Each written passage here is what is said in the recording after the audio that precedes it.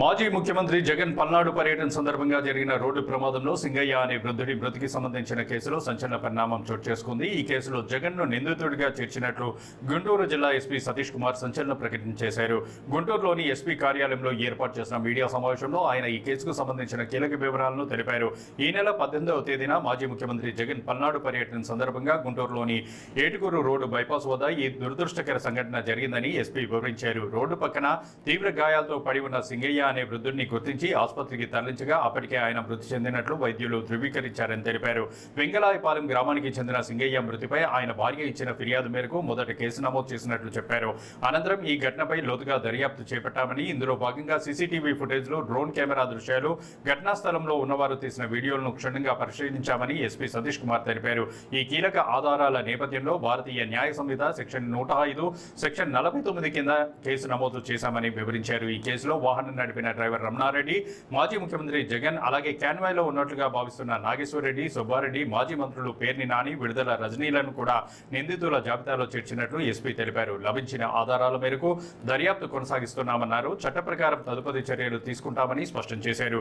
June 18న సత్తెనపల్లిలో ఒక విగ్రహావిష్కరణ కార్యక్రమానికి వెళ్తుండగా ఈ ప్రమాదం జరిగిందని, ప్రమాదం జరిగిన రోజు అప్పటికే అందుబాటులో ఉన్న సమాచారం మేరకే ఆ రోజు వేరే ప్రైవేట్ వాహనం కింద సింగయ్య పడిపోయాడని చెప్పామని, అయితే లోతైన దర్యాప్తులో మరిన్ని వాస్తవాలు వెలుగులోకి వచ్చాయని ఎస్పీ పేర్కొన్నారు.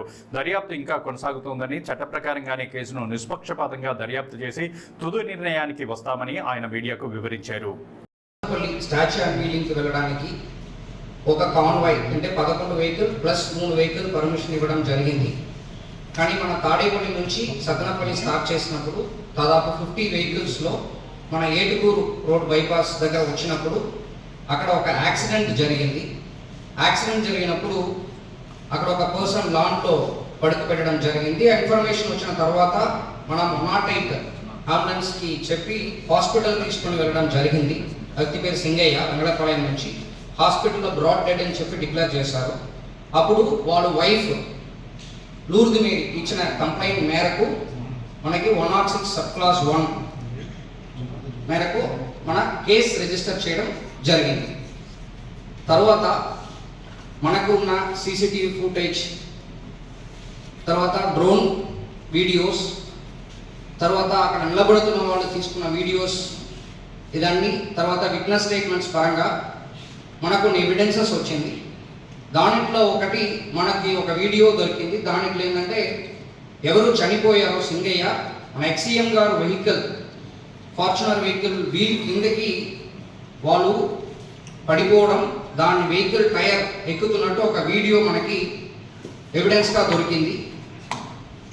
దాని మేరకు మనం 106 సబ్ క్లాస్ 1 బిఎన్ఎస్ సెక్షన్ని మళ్ళీ 105 బిఎన్ఎస్ కిందకి మనం మార్చడం, ఎలాగొద్ద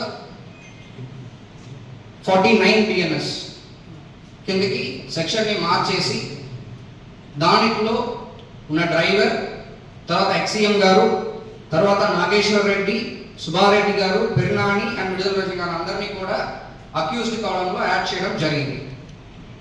సో ఇది మన ఫర్దర్ ఇన్వెస్టిగేషన్లో ఇంకా ఇన్ డెప్త్ ఇన్వెస్టిగేషన్ చేస్తూ కేసుని యాజ్ పర్ లా ఫైనలైజ్ చేస్తాం.